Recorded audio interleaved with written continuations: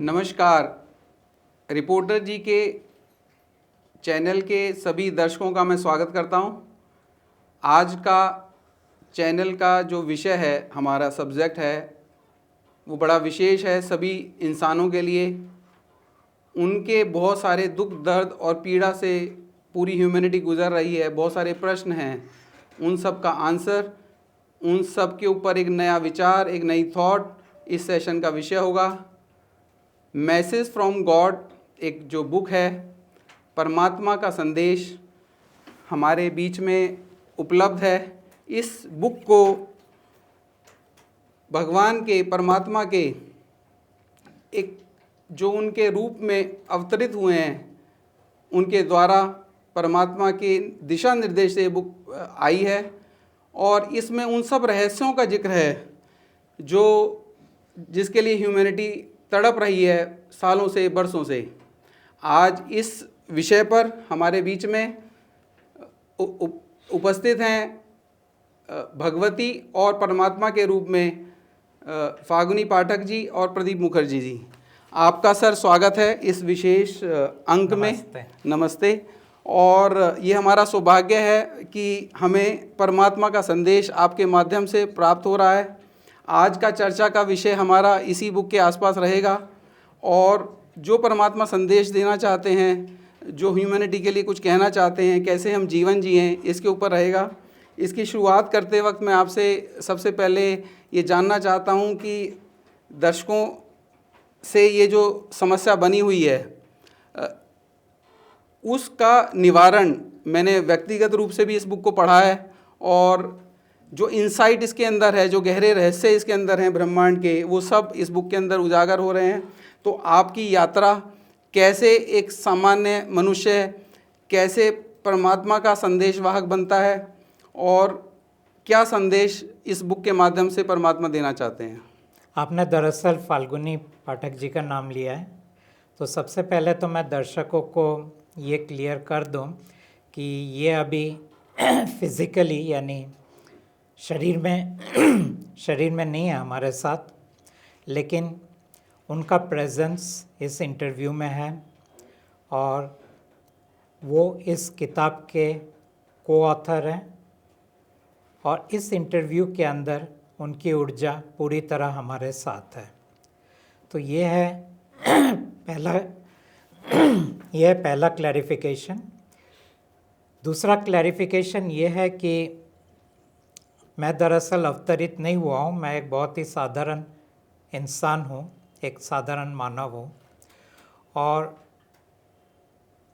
कहीं एक मोड़ आया मेरे ज़िंदगी में और इस मोड़ के अंदर परमात्मा ने मुझे कांटेक्ट किया और कांटेक्ट करने के बाद हमारा उनके साथ काम शुरू हुआ। पहले मैंने उन पर विश्वास नहीं किया था कि ये परमात्मा है।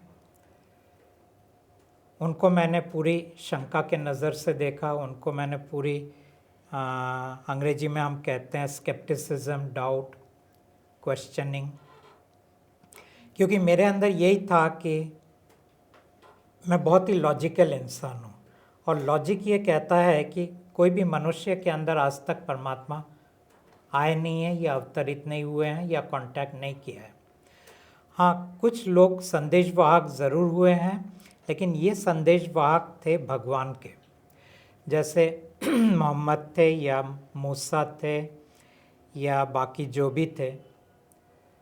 और हमारे यहाँ पे भी जो ऋषि मुनि थे, ये भी संदेशवाहक ही थे, जिन लोगों ने कई सारे किताबें लिख चुके हैं, जिनको हम हमारा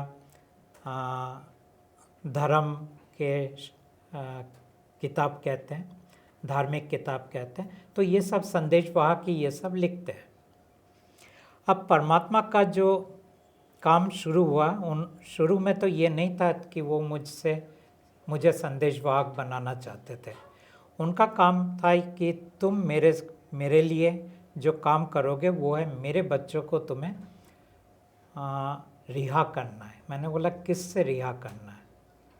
बोले कि राजा से। कौन राजा? ब्रह्मांड का राजा।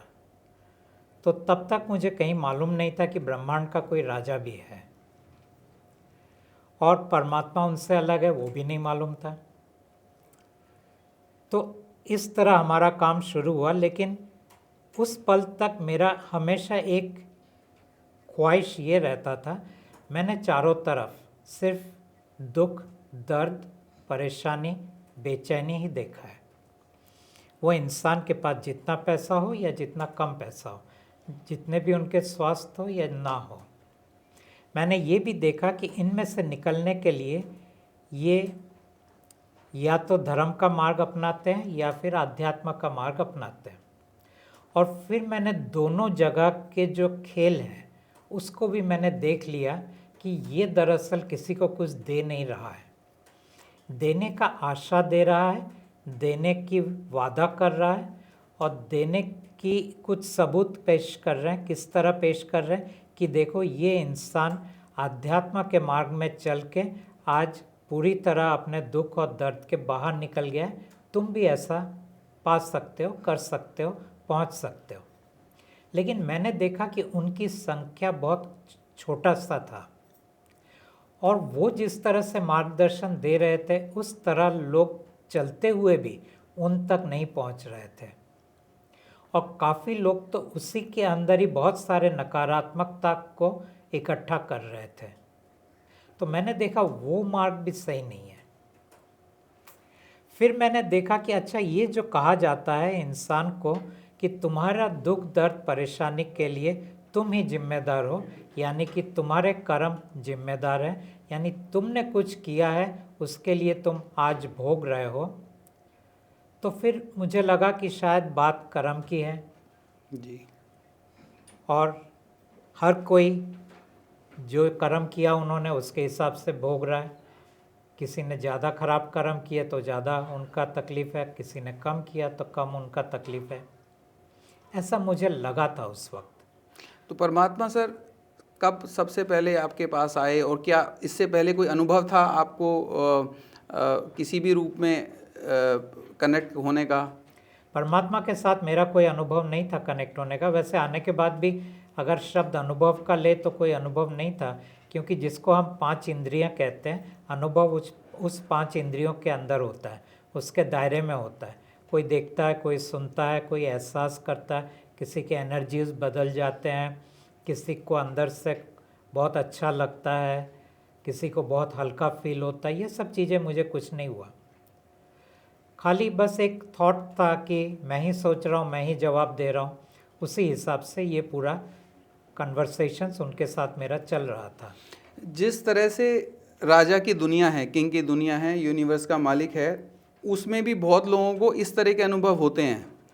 उनको दिखता भी है, दूर का भी दिखता है, प्रेडिक्शंस भी करते हैं और काफ़ी हद तक लोग रिलीफ भी लेते हैं। तो उसको, उस अनुभव को और परमात्मा के अनुभव को कैसे डिफरेंशिएट कोई कर पाएगा? पहली बात तो ये है कि परमात्मा कोई अनुभव देते नहीं है। दूसरी बात यह है कि कोई भी परमात्मा को उनका स्वरूप में देख नहीं सकते हैं। उनको अगर परमात्मा को देखना है वो सिर्फ मेरा ही स्वरूप इस्तेमाल करते हैं और यही स्वरूप से परमात्मा दूसरे लोगों के सामने आते हैं। एक व्यक्ति, एक आम साधारण इंसान जो स्ट्रगल कर रहा है, उसके लिए एक रिलीफ है किसी भी फॉर्म में, क्योंकि हमारे यहाँ बहुत सारे धर्म हैं पूरे वर्ल्ड में और कोई ना कोई वो माध्यम चुन के बैठा हुआ है। दुख, सफरिंग तो कम नहीं हो रही है, पर वो उसके सहारे है। और कोई, बहुत सारी थ्योरीज़ हैं, हज़ारों तरह की थ्योरीज़ हैं, स्टोरीज़ हैं। उनके बाद एक और स्टोरी आती है जो कहती है कि इन स्टोरी, ये सब माया जाल है, मिथ्या है। तो और उनको ऑलरेडी अभ्यास बहुत सारे वो कर ही रहे हैं किसी ना किसी रूप में। तो ह्यूमैनिटी के लिए क्या ये ट्राई करने का वर्थफुल होगा एक और तरीका? क्योंकि वो बहुत सारे तरीके अपना चुके, थक भी चुके हैं बहुत सारे लोग कर करके। और तो is it just like another story और how it would work for humanity? और कितना लोगों तक पहुंचने का आपका, इस मैसेज को पहुंचाने का कोई टारगेट है परमात्मा ने दिया है? कहाँ तक पहुंचना है इसको? पहली बात तो ये है कि परमात्मा कोई टारगेट देते नहीं है जी। परमात्मा सिर्फ बोलते हैं आज का दिन तुम्हें क्या करना है, इतना ही उनका मैसेज होता है। राइट। दूसरी बात यह है कि क्या लोगों को इसे आजमाना चाहिए ये तो मैं उनके ऊपर छोड़ता हूँ कि वो आजमाना चाहते हैं या नहीं चाहते हैं। मैं उन तक एक ज़रिया बनता हूँ पहुँचाने के लिए कि एक और आप ट्राई करके देख सकते हो। लेकिन लोगों का प्रॉब्लम क्या है, वो कहते हैं कि हमारे दुख दर्द और परेशानी का कारण बाहर है और बाहर की चीज़ें परमात्मा कभी सुलझाते नहीं हैं। राइट। तो उनकी जो मनोकामना है वो मनोकामना परमात्मा कभी पूरा करते नहीं है। उनकी जो ख्वाहिश है उनको पूरा नहीं करते हैं। उनकी जो अंग्रेजी में हम कहते हैं वांटिंग एंड डिज़ायर, वो नहीं देते हैं परमात्मा। फिर सवाल ये उठता है परमात्मा देते क्या है? यस। परमात्मा देते ये हैं, जब देते हैं, मैं ये भी नहीं कहता हूँ कि सबको देते हैं, जिसको देते हैं वो यही कहते हैं कि थोड़ी सी चैन आ गया, थोड़ा सा सुकून मिल गया, थोड़ा सा बेचैनी थोड़ा कम हो गया, थोड़ा सा तनाव कम हो गया, मैं अभी थोड़ा ज़्यादा रिलैक्स्ड फील कर रहा हूँ। लेकिन लोग ये कहते हैं कि ये सब चीज़ें तो हमें अध्यात्म में भी मिलता है, जैसे हम Right. ध्यान में जाते Yes, हैं yes. या हम कोई प्यूरिफिकेशन करते हैं, यस। शुद्धिकरण करते हैं। Yes. तो इसमें नया क्या है कि परमात्मा का और उस चीज़ में यस। नया ये है कि परमात्मा जब इन चीज़ों को करते हैं तब वो दरअसल कर्म को काटते हुए करते हैं। राइट। वहाँ पे आप अपने बलबूते पे इन चीज़ों को क्रिएट कर रहे हो Right. साधना के ज़रिए। यहाँ बगैर किसी साधना से ये होता है। लेकिन लोग पूछते हैं कि क्या गारंटी है कि ये होगा? हम कहते हैं गारंटी नहीं है। राइट। आप 1 महीने के लिए ट्राई करके देख लो, हुआ तो बढ़िया है, नहीं हुआ तो भी कोई फ़र्क नहीं पड़ता है। यस। मैंने ये बुक पढ़ी और इसमें मैंने पाया कि जो राजा है वो परमात्मा का बेटा है और उसने ये सारी सृष्टि ह्यूमैनिटी क्रिएट करी और उसी के ही बहुत सारे रूपों में वो प्रकट हुआ और जैसा भी चल रहा है दुनिया में जितने भी तरह के धर्म हैं, रिलीजियन है, वो सब उसी से बेस्ड हैं। ऐसे में और ये बहुत लंबे समय से चल रहा है। इसके हिसाब से 7th साइकिल है, जो चक्र है, जो 7th चक्र है, तो ये सफरिंग बहुत लंबी है, बहुत पुरानी है और सेम चीज़ मोरलेस यहाँ है और सेम चीज़ वहाँ है। दोनों जगह कर्म काटने की बात होती है, दोनों जगह साल्वेशन की भी बात होती है, दोनों जगह जो है लिबरेशन की भी बात होती है।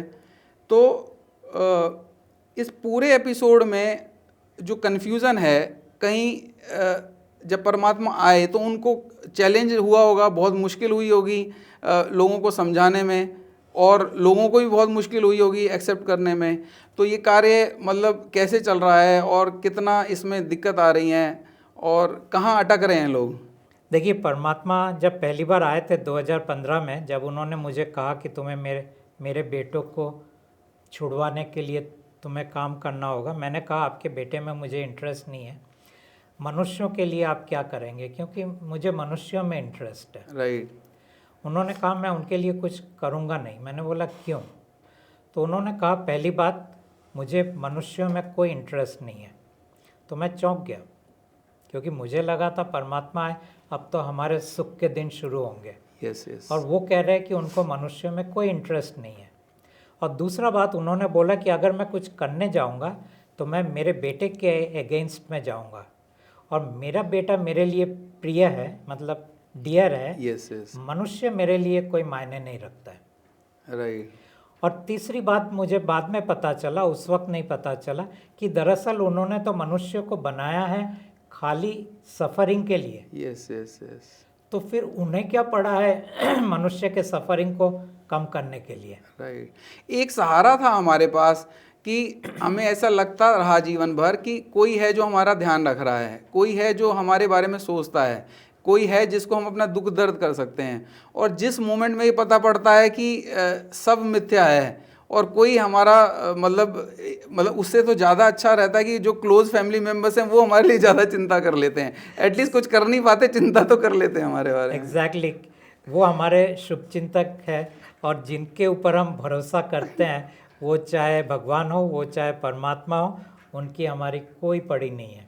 मैं लोगों को कहता हूँ, तुम्हें लगता है कोई तुम्हारा सुन रहा है, वो तुम्हें क्या कहते हैं, इल्यूजन दे रहा है कि वो Yes. सुन रहा है। Yes. इल्यूजन का क्या होगा? भ्रम। भ्रम। वो आपको भ्रमित कर रहा है कि वो सुन रहा है, ये नहीं कि वो सुन नहीं रहा है, यस। लेकिन उससे कुछ पड़ा नहीं है। फिर लोग पूछते हैं आपको कैसे मालूम? राइट। मैं बोला क्योंकि मैं इन सबको प्रत्यक्ष से जानता हूँ। जैसे मैं एक इंसान को जानता हूँ वैसे ही मैं भगवान को भी जानता हूँ, परमात्मा को भी जानता हूँ। एक ही फर्क आया है क्योंकि ये काम हो क्यों रहा है। राइट।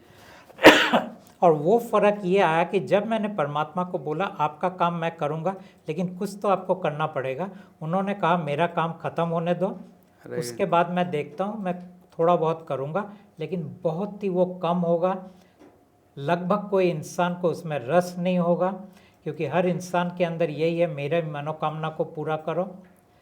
और फिर जो लोग मुझसे जुड़ना चाहते हैं जुड़ेंगे, जो नहीं जुड़ना चाहते उनको कोई फ़र्क नहीं पड़ता है। तो पता नहीं वो कितने साल यहाँ पे रहेंगे जी। मुझे पता नहीं वो कब तक मनुष्यों के बीच में काम करेंगे, लेकिन इतना ज़रूर है उनको कोई फ़र्क नहीं पड़ता है मनुष्य उनके पास जाए या ना जाए, मनुष्य उनको स्वीकार करे या ना करे। फिर भी मैं एक मानव होने के नाते इस काम को कर रहा हूँ कि जब तक मैं ज़िंदा हूँ ये मैसेज मैं लोगों को पहुँचाता हूँ। आप परमात्मा से रिक्वेस्ट और भी कर सकते हैं या वो रिक्वेस्ट वाला? ना, वो मेरी रिक्वेस्ट नहीं सुनते, जितना सुनना था उन्होंने सुन लिया। ओके। उसके आगे वो नहीं। ना वो कोई चमत्कार करते हैं लोगों को कन्विंस करने के लिए, Yes. ना वो उनके जीवन को सुखमय बना देते हैं, ना उनके जीवन के अंदर वो खुशहाली लाते हैं, ना उनके जीवन के अंदर वो जितने भी हम ऑब्स्टेकल्स बोलते हैं उसको दूर करते हैं, वो कुछ भी ऐसा नहीं करते।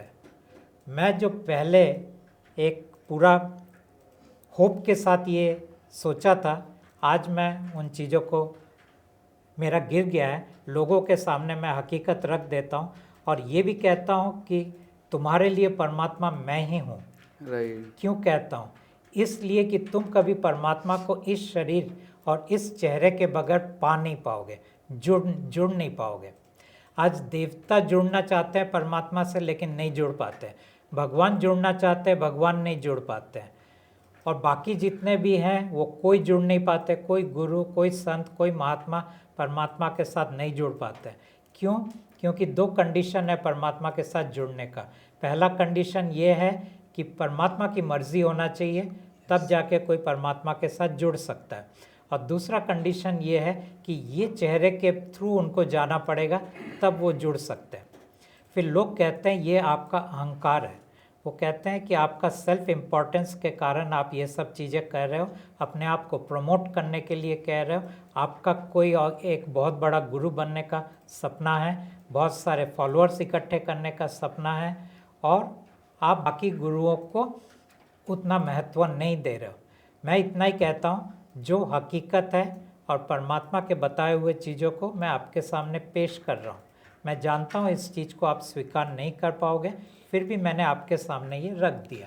तो सर, जिस तरह से आप बहुत सारे पॉडकास्ट कर रहे हैं और डिजिटल माध्यम से लोगों तक पहुंच रहे हैं, तो क्या ये परमात्मा की गाइडेंस से हो रहा है, उनकी इच्छा से हो रहा है? ये पूरी उनकी गाइडेंस से हो रहा है। मान लीजिए कि बहुत सारे पॉडकास्टर्स हैं, लगभग मैं उन तक उनका ना आता है, 95% नो आता है जब हम सिलेक्ट करते हैं। राइट। बाकी जो रह जाता है उनमें से आधे से ज़्यादा वो मुझे नो कर देते हैं, ठीक है, क्योंकि ये सब्जेक्ट के अंदर उनको या तो सेफ नहीं होते हैं या उनको लगता है उनके ऑडियंस इसके लिए नहीं है। Yes yes yes yes. फिर बाकी जो थोड़ा बहुत रहता है, फिर बाकी जितना लॉजिस्टिक में बन पाता है उतना ही हम करते हैं।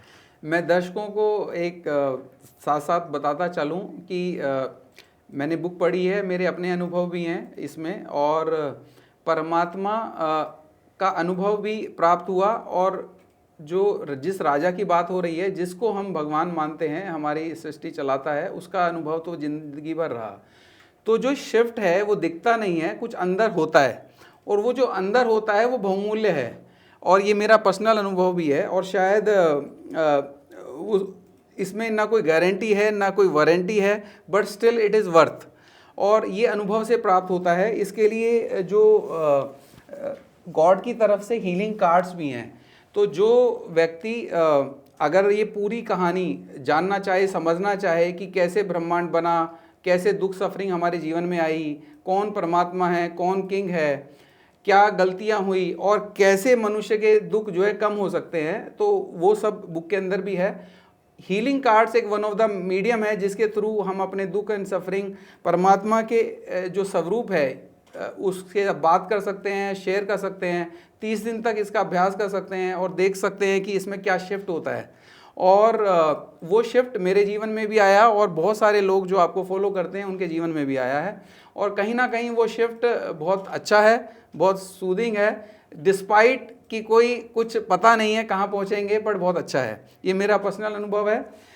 सर, एक प्रश्न है कि कर्म को लेके कि बहुत तरह के कर्म को लेके बातें हैं और कहीं कोई पहुंच नहीं पाया कि कौन से सही कर्म है, कौन से गलत कर्म है। पर जब ये प्राप्त हुआ यहाँ से, तो कर्म की पूरी डेफिनेशन ही चेंज हो गई और कर्म एक हिप्नोसिस के रूप में भी सामने आया और कर्म एक रियलिटी के रूप में भी सामने आया। अब क्यों, और अगर हम देखें एसेंशियली तो हिप्नोसिस वाला कर्म वर्क कर रहा है, क्योंकि हिप्नोसिस वाला कर्म भी एक्चुअली रियलिटी है राजा के डोमेन के लिए, और वो बहुत इफेक्टिव है क्योंकि स्टोरी लाइन जब बनती है हर लाइफ की तो वो कर्म उसी के बेस पे बनती है। जो रियल कर्म तो कुछ है ही नहीं, क्योंकि अल्टीमेटली आप वही करेंगे जो स्टोरी लाइन बोलेगी। तो जैसे आपने बुक में रेफ़र किया कि कई तरह की सोल्स हुई अलग अलग स्टोरी लाइन के हिसाब से, कुछ ऐसी हुई जिनको रिलीजन पसंद आया, कुछों को मेटलिस्टिक होना पसंद आया और कुछों को जिज्ञासा हुई कि वो साल्वेशन की तरफ और मुक्ति की तरफ बढ़े।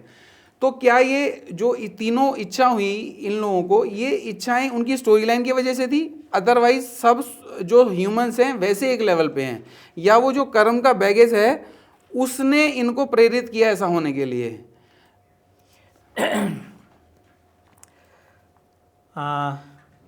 जब राजा को पता चला, यानी भगवान को जब पता चला कि परमात्मा अब आने वाले हैं जी, तब वो ढूंढ रहा था रास्ते कि किस तरह मैं मानव को रोकूं कि वो परमात्मा के पास ना जाए।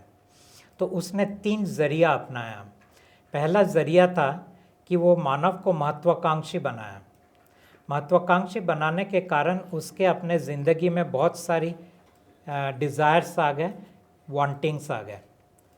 अब अगर इस इंसान के पास अगर परमात्मा जाएगा तो ये इंसान बोलेगा कि आप मेरी मनोकामना पूर्ति करेंगे, तो परमात्मा बोलेंगे मैं नहीं करूँगा। ऑटोमेटिकली ये मानव पीछे हट जाएंगे। राइट। दूसरा, उन्होंने एक स्ट्रक्चर बनाया जहाँ पे उन्होंने कहा कि मैं तुम्हें भगवान दे रहा हूँ, परमात्मा दे रहा हूँ, क्योंकि परमात्मा शब्द तो पहले भी था हमारे वोकेबुलरी के अंदर। Right, right. तो मैं तुम्हें भगवान दे रहा हूँ, परमात्मा दे रहा हूँ, और वो तुम्हारे मंदिर में होगा, मस्जिद में होगा, गुरुद्वारा में होगा, गिरजाघर में होगा, तुम वहाँ जाके पूजा करो। राइट। अब जब एक्चुअल परमात्मा आएंगे वो यही बोलेंगे मैं तो वहाँ कहीं भी नहीं हूँ। तो धार्मिक इंसान फिर उस परमात्मा को स्वीकार नहीं करेंगे। राइट। और तीसरा एक स्ट्रक्चर उन्होंने बनाया जहाँ पे उन्होंने कहा कि भगवान मंदिर में नहीं है, भगवान तुम्हारे अंदर है। राइट। ये आध्यात्म का मार्ग है जहाँ वो कहता है कि भगवान मेरे अंदर है। Yes, yes. मैं स्वयं ही मेरे अंदर जो है वही मेरा भगवान है, वही मेरा गुरु है, वही मेरा सब कुछ है। इस इंसान के पास भी जब परमात्मा जाएंगे वो इंसान कहेगा आप मेरे बाहर हो और भगवान मेरे अंदर है, इसीलिए आपका मेरे लाइफ में कोई जगह नहीं है। इस तरह राजा ने पूरा स्ट्रक्चर क्रिएट किया, डिज़ायर्स, पूजा पाठ और आध्यात्म, जिसके कारण कोई भी इंसान परमात्मा तक नहीं पहुंचेगा। तो सर, जो व्यक्ति इस जन्म में मेटरलिस्टिक है because of the story line, क्या इस संभव है कि वो अगले जन्म में स्पिरिचुअल हो जाए स्टोरी लाइन के हिसाब से, या वो वैसे ही चलेगा? Yes, कुछ भी पॉसिबल है, क्योंकि ये लोग, कर्म क्या होता है पहले मैं आपको बता दूं। एक्चुअल कर्म क्या होता है? लोगों को लगता है कि कर्म का मतलब होता है रॉन्ग एक्शंस। रॉन्ग एक्शंस कर्म नहीं होते हैं। कर्म होता है राग और द्वेष से, यानी अटैचमेंट से, एवर्शन से, और तीसरा वांटिंग से। ये 3 चीज़ से कर्म बनते हैं। मेरा किसी के प्रति मोह है और आखिरी तक अगर वो ख़त्म नहीं होता है, वो रोल ओवर होता है अगले जन्म में। Yes. मेरा किसी के प्रति द्वेष है, मेरे मृत्यु तक अगर वो ख़त्म नहीं होता है, वो रोल ओवर होता है अगले जन्म में। मेरी बहुत सारी चाहत है, जो पूरा नहीं होता है वो रोल ओवर होता है अगले जन्म में। राइट। तो ये यहाँ से कर्म की सृष्टि होता है। यूँ तो आपने जैसे कहा कर्म पूरी तरह एक हिप्नोसिस है, एक्चुअल है नहीं, फिर भी अरे रियल कर्म कुछ होता नहीं है, हिप्नोटिक कर्म सही है। Yes yes. लेकिन इसके ऊपर से इंसान फिर बदलता रहता है। Right right. एक मेरा प्रश्न बड़ा पर्सनल भी है, और कि जब ये पता लग गया कि सब हिप्नोसिस है जिसका शिकार हम हैं, और परमात्मा का सानिध्य भी मिला, और प्रोटोकॉल के हिसाब से जीवन जिया जा रहा है, तो एक वैक्यूम क्रिएट हो गया और बड़ा खालीपन आ गया। अब ये डर भी लगता है कि वांटिंग करूं, या नीड जो है, या अटैचमेंट्स हैं, क्योंकि संसार में रहते हुए नीड्स भी हैं, अटैचमेंट्स भी हैं, एक्सपेक्टेशंस भी हैं और एम्बिशंस भी हैं, सब कुछ है। और ये कॉन्शियसनेस भी आ गई, क्योंकि परमात्मा है तो कॉन्शियसनेस भी आई। तो अब ये मन में विचार आता है कि उसकी तरफ आगे बढ़ना है कि नहीं बढ़ना है। परमात्मा कहते हैं जितने भी आपके एम्बिशंस है, क्योंकि अब तो ये आपका लास्ट लाइफ है, यस। अगर आपके पास टाइम और रिसोर्सेस है तो पूरा कर लो, क्योंकि उनका एक टैग वर्ड है, और वो या फ्रेज है कि एन्जॉय लाइफ। राइट। ठीक है, वो कहते हैं कि एक ही तो अब लाइफ बचा है तुम्हारा, उसको पूरी तरह एन्जॉय करो। लेकिन एन्जॉय किस तरह करो?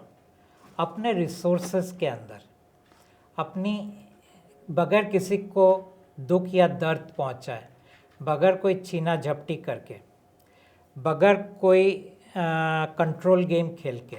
राइट। तो इस तरह तुम अपने लाइफ को पूरी तरह एंजॉय करो। आपके जीवन में जो भी लोग हैं पूरी तरह आप उनके साथ एंजॉय करो। आपके नेटवर्किंग में जितने भी लोग हैं उनके साथ आप पूरी तरह एंजॉय करो। आपको जिन काम में रुचि है वो काम को आप जी भर के करो। तो उन चीज़ों में तो परमात्मा बोलते हैं कोई प्रॉब्लम नहीं है। पर अगर रिसोर्सेज सफिशिएंट ना हो व्यक्ति के पास, अगर और उस प्रोसेस में हो वो अचानक परमात्मा प्रकट हो गए उसके जीवन में, मान लीजिए रिसोर्सेज सफिशिएंट ना भी हो, तो दरअसल एक इंसान एक शहर से दूसरा इंसान शहर में जाके भी मज़ा ले सकता है, और ज़्यादा रिसोर्सेज है तो यहाँ से अमेरिका जाके भी मज़ा लेता है। तो हर कोई अपने दायरे या चादर के अंदर तो ले ही सकता है। तो जब ये ऐसा होगा और वो ऐसा जीवन जिएगा, तो कहीं ना कहीं उसकी स्टोरी लाइन जो ऑलरेडी प्री डिसाइडेड थी उसमें शिफ्ट आएगा ना? नहीं आएगा। ओके। स्टोरी लाइन तो वैसा ही चलता रहेगा।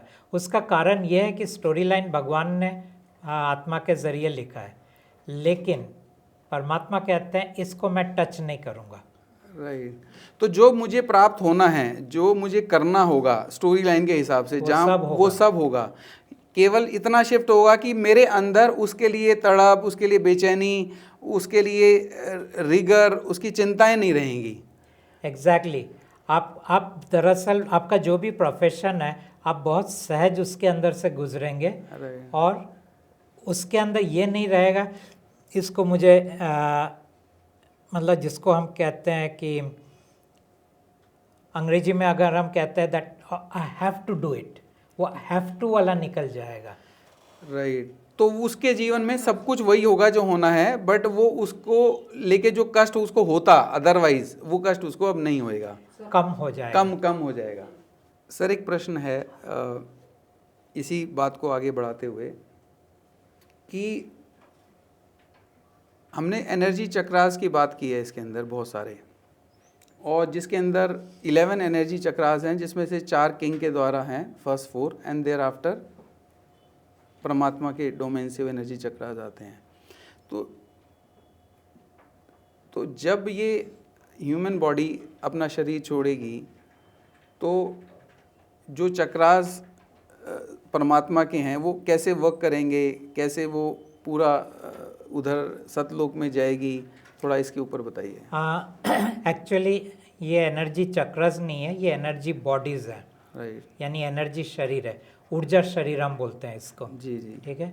परमात्मा ने हमें 11 ऊर्जा शरीर दिया है, और ये ऊर्जा शरीर इनका एक कॉरस्पॉन्डिंग चक्र भी है, जिसको हम कहते हैं opening of that energy body. Okay. तो जब हमारा मृत्यु होगा और जो भी इंसान जिन्होंने मेरे चेहरे को देखा है, किसी भी तरह देखा है, या हीलिंग कार्ड के ज़रिए या फिर किताब के ज़रिए या फिर पॉडकास्ट के ज़रिए, ये उनका आखिरी जीवन हो जाएगा और उनके ये सब एनर्जी बॉडीज़ वापस परमात्मा के घर जाएंगे। इसमें से एक भी भगवान ने नहीं दिया है, पूरा 11 का 11 परमात्मा ने ही दिया है। और हमारे मृत्यु के बाद हमारा कुछ भी नहीं बचेगा। क्यों नहीं बचेगा? हमारा शरीर को जला दिया जाएगा या दफना दिया जाएगा, जो मिट्टी हो जाएगा। हमारा मन और चरित्र विलीन हो जाएगा, क्योंकि अब कोई उसकी ज़रूरत नहीं है। जो हमारे अंदर ईश्वर है वो भगवान के पास चला जाएगा, और जो हमारे पास ऊर्जा शरीर है ये परमात्मा के पास चले जाएंगे। दर्शकों के लिए मैं बता दूं, जब हम भगवान की बात कर रहे हैं तो बेसिकली हम किंग की बात कर रहे हैं। हम किंग की बात कर रहे हैं, राइट। तो सर आपने कहा कि जो आपको एक बार दिखेगा, this is the will of the परमात्मा का विल है, तो उसमें उसको मंत्र लेना, उसको अभ्यास करना कोई जरूरत नहीं है। तो चक्की एक बार उसकी एक पल के लिए भी अगर उस आपको वो देखता है बुक के फॉर्म में, कार्ड के फॉर्म में, कहीं भी, ये सुनिश्चित होगा सोशल मीडिया में। हाँ, इसमें कितने लोग लिबरेट होंगे, कितनी ह्यूमैनिटी उस तक देख पाएगी, कितने सोल्स पे, कुछ नंबर्स के ऊपर, इसके ऊपर कुछ अभी तक हम बात कर सकते हैं कि कितने सोल्स जा चुके हैं, कितने जाएंगे, ऐसा कोई?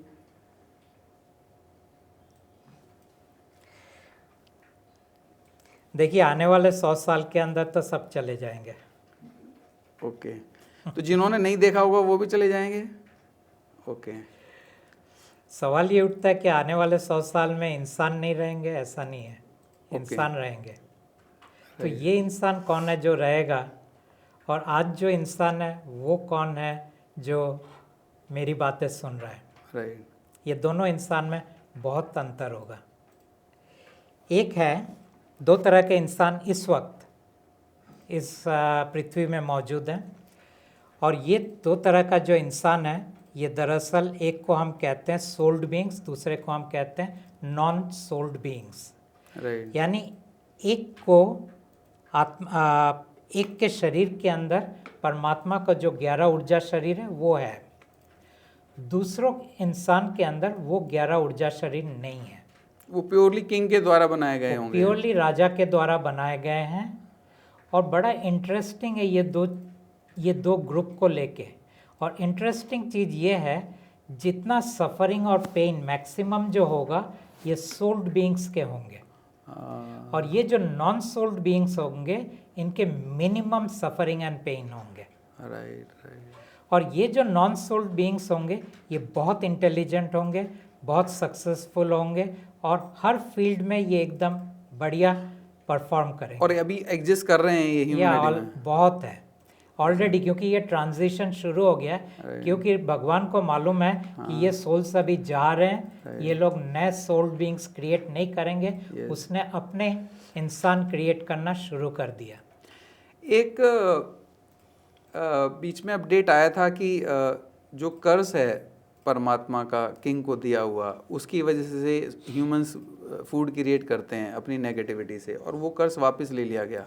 वो कर्ज वापस परमात्मा ने ले लिया था, लेकिन जब परमात्मा ने देखा कि वो कर्ज वापस लेने के बावजूद भगवान ने इंसान की दुख और दर्द में थोड़ा भी कोई कमी नहीं आने दिया, तब परमात्मा ने फिर वापस वो कर्ज उनके ऊपर डाल दिया। तो फिर कैसे अब आने वाले समय में जब ये हो जाएगा तो कैसे किंग क्या करेगा, वो क्या होगा? उस वक्त ज़रूरत नहीं होगा, क्योंकि जैसे ही यहाँ से परमात्मा निकल जाएंगे उनके ये सब कर्ज खत्म हो जाएगा। ये पूरी सृष्टि पूरी नए तरह से शुरू होगा। ओके। तो जो कर्ज वापस लगा है वो जैसे ह्यूमैनिटी वापस जाएगी, ह्यूमंस वापस जाएंगे, जैसे ये सोल्ड बीइंग्स जो होते हैं, ये जैसे जैसे वापस जाएगा, बाद में वो कर्ज कैंसिल हो जाएगा, और फिर भगवान अपने हिसाब से पूरी नए तरह के। ओके सर, आपने कहा कि किंग ने जो ये दुनिया बनाई, ये वहाँ से परमात्मा का जैसा उसने देखा वैसा ही अपने माइंड में ड्रीम के फॉर्म में क्रिएट किया, और कहीं ना कहीं इससे एक बात ये भी निकल के आती है कि जो हम अनुभूति करते रहे किंग के डोमेन की, कहीं ना कहीं वो रियलिटी में, रियल वर्ल्ड में, उधर सतलोक में ऐसा होती होंगी, ऐसा होती होंगी। तो अगर उस हिसाब से देखें तो आज अगर हमारे अंदर बहुत सारी भावनाएं हैं, प्रेम की, करुणा की और बहुत सारी, तो वो उधर एग्जिस्ट रियलिटी में करती होंगी। वहाँ रियलिटी में पॉजिटिव फीलिंग्स एग्जिस्ट करते हैं, लेकिन फिर भी परमात्मा बोलते हैं इंसान ने जिस चीज़ को एहसास किया है, वहाँ पे जो है वो पूरा अलग है। तो जब हम बात करते हैं कि परमात्मा जो है, जैसे हम कह रहे हैं हमारे अंदर फीलिंग्स हैं, तो वो फीलिंग्स परमात्मा के अंदर होंगी कुछ अलग लेवल है, पे। लेकिन उनके बच्चों के लिए हाँ। प्रॉब्लम यही है। पर धरती पे हम लोग जो हमारे कनेक्टेड नहीं होते हैं, पर कुछ लोगों के अंदर ऐसा है कि जो उनसे कोई कनेक्टेड नहीं होता तो भी हम जिसको फिर भी फीलिंग कैरी करते हैं, and we go beyond our own. ये सही बात है। जैसे आपने कहा कि आपके जीवन में जब परमात्मा आए, एक पूरा एक टर्निंग पॉइंट आ गया आपके लाइफ में। इस तरह कई लोगों के लाइफ में टर्निंग पॉइंट हुआ है, लेकिन उस टर्निंग पॉइंट के अंदर अगर लोग आके बोले आप बताओ आपको क्या मिला, फिर आप थोड़ा हिचकिचाने लगो कि क्या बोलूँ। तो इसीलिए परमात्मा कहते हैं मैं कुछ दूंगा नहीं। तो मुझे लगता है जो वो बोलते हैं उससे ज़्यादा डिलीवर करते हैं, अंडर कमिट ओवर डिलीवर। ऐसा है?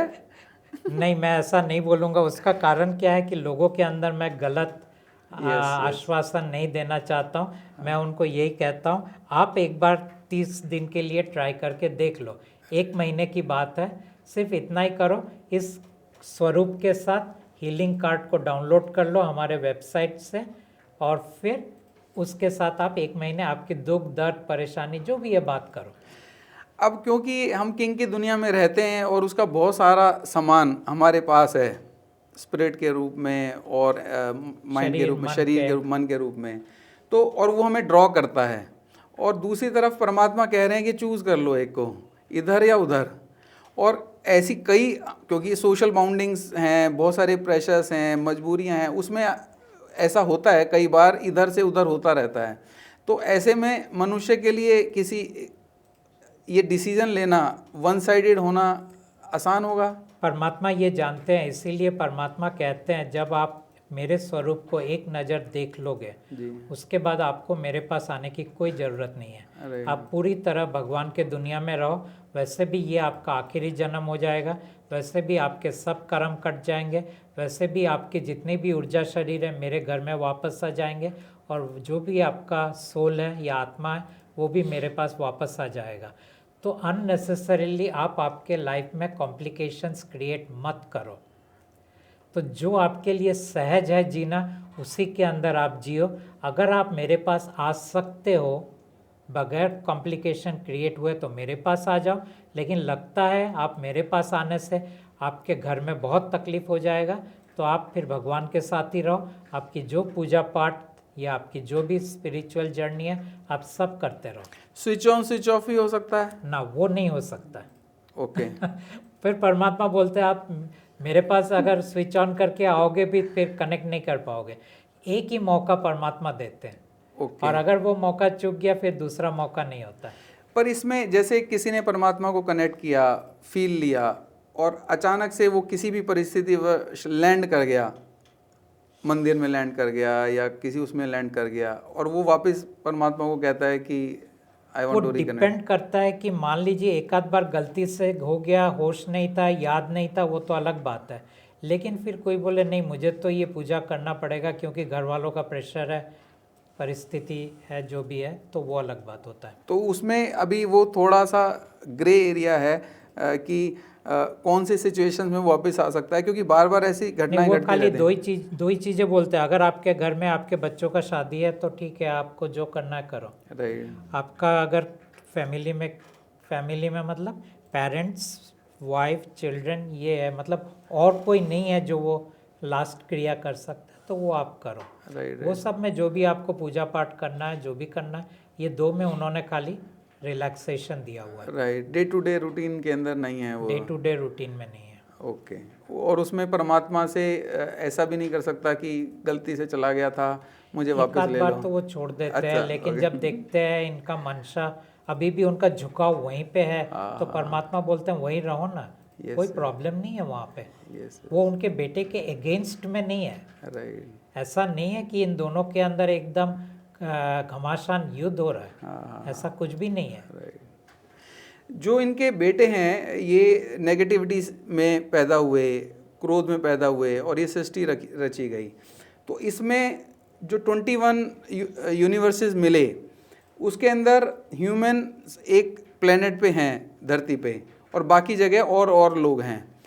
तो उसके अलावा ह्यूमंस का कहीं और कोई एग्जिस्टेंस ना और कोई प्लेनेट में नहीं है। और कोई प्लेनेट में तो मतलब हम लोग जो, क्योंकि सोल्स के साथ सोल्स आई और उन सोल्स का उन्होंने हमें क्रिएट किया, तो जब हमारी सोल्स, ह्यूमंस की सोल्स वापस जाएंगी तो क्या ह्यूमंस को कभी कुछ किसी भी तरह का रियलाइजेशन होगा? नहीं, तब तक उनका मृत्यु हो जाएगा ना, मृत्यु के बाद जाएंगे वो। राइट। तो वो एक्चुअली जो एनर्जी जो हमारी बॉडीज़ हैं उनके रियलाइजेशन में, किसी रियलाइजेशन में ह्यूमन कहीं कनेक्ट कर पाएगा कभी? देखिए, हमारे जो एनर्जी बॉडीज़ है उनको सब कुछ मालूम है, राइट। हमारे सोल को सब कुछ मालूम है परमात्मा के दुनिया के बारे में।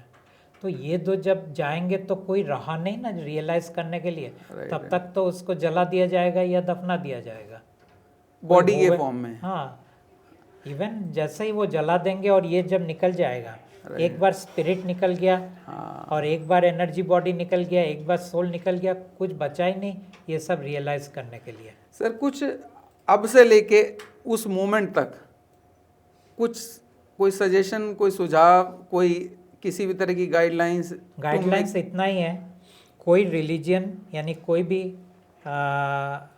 रिलीजियस एक्टिविटी और कोई भी स्पिरिचुअल एक्टिविटी, ये दो चीज़ आपको परमात्मा से डिस्कनेक्ट कर देता है।